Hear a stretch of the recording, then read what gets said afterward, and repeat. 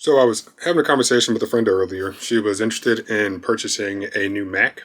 She currently has a 13-inch MacBook Pro Touch Bar, Intel. It's old. It's time for a new one. One of her concerns was the fact that it's noted that MacBooks, for the most part, aren't natively able to support more than one display out. And honestly, hadn't really paid too much attention to it until we talked about it today. And then, yes, I did recall, oh yeah, that is true. That is what is stated somewhere on Apple's website. But when it comes to their desktops, at least the Mac Studio, and I can imagine the Mac Mini as well, they kind of tout the fact that, multiple displays. I think for the Mac Studio, up to like 4 displays and a TV, so like 5 displays can be supported. And that got me thinking, like, well, wait a minute. There has to be a workaround. I know I've seen people talk about it on YouTube. I never really paid attention to it before because it wasn't something that I was interested in. But after talking to my friend, I came back upstairs and said, you know what? Let me see what I have around here already to see if I can get this to work.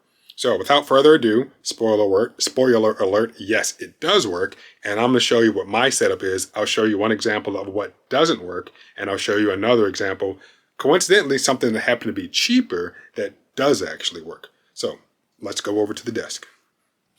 So here we are right here. This is an M1 MacBook Air, 8 gigs of RAM, 256 gigs of storage, nothing super special. All right. At the moment, I actually have it plugged up to my Anker 575 USB-C hub or dock. Okay, everything's back there. And right now you can see that I have a screen right here and it is mirrored. Okay, come down over here, have a television, also mirrored. All right, now in the settings, when it comes to setting this up to see if it is capable of working, what you need to do is come down to your system settings, open up displays. All right, and here you can see that it's only really recognizing 2 displays, the built-in monitor and the Sony TV, which is over here. Okay, for some reason it's choosing to recognize that as opposed to recognize this monitor that's right here. Even if I say, hey, stop, over here, I clicked where it says mirror to Sony TV. If I click stop mirroring, okay, now we have an independent display right here, but this monitor looks exactly like this TV.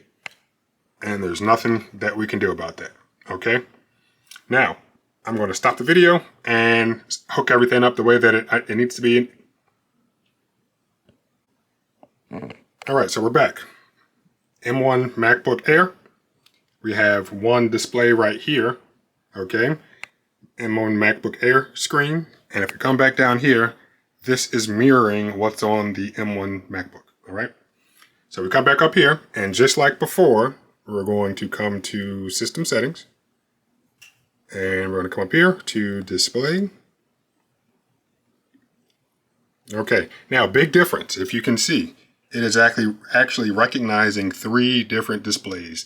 The built-in monitor, the Sony TV, which is on the ground, and this monitor right here. But the thing you have to change, like I showed before, is right here where it says Mirror for Sony TV. Click on that and click Stop Mirroring. Okay.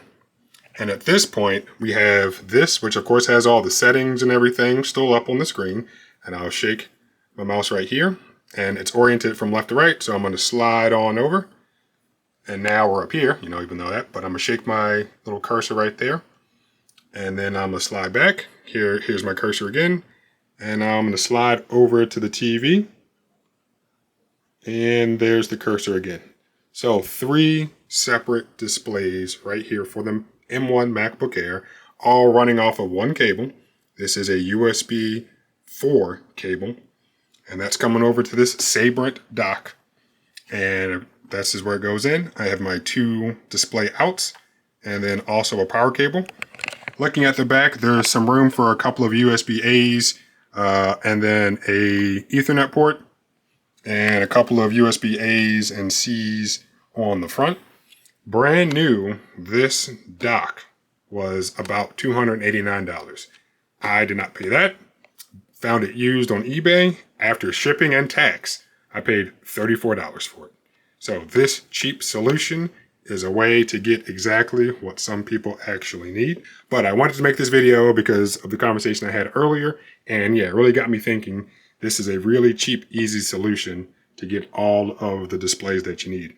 Now, can you do more than 2 like this? I don't know.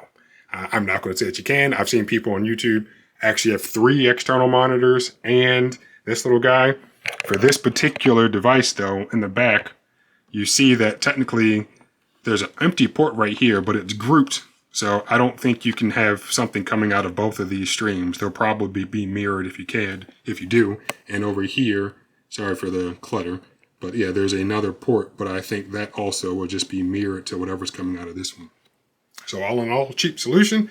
Hope this helps somebody. One more thing I wanted to mention before I let you go is that the first thing you need to do before you can even really get the MacBook to recognize this dock is to download the software. So I'll leave a link to that down in the description. The brand is Sabrent, but the actual software is DisplayLink technology. So that's what's up on the screen right here. You can have it for different operating systems. And the thing to note, once you install it, up here, and I really wish I was screen recording more so than doing this, there's an icon that appears. Clicking on that will bring up the settings for the software that will allow you to control the dock, or to better utilize the dock, I should say. One thing that I didn't realize when I first started using it is that these little toggles are here, and that if they are turned off, the signal will not be sent to that particular device.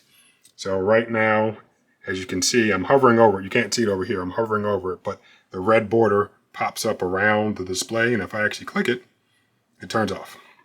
And I'm gonna click it again, and it turns on. Okay.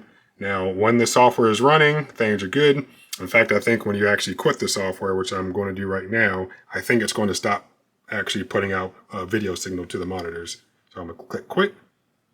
It's gonna ask me if I want to. Yep. So once I quit it, everything's now turned off. So that's something you'll have to start. It stays running as long as you don't turn off your Mac all the time or whatever. In fact, it might even pop back on when you start the Mac. But just make sure that software is actually running when you were trying to have this type of output from your Mac.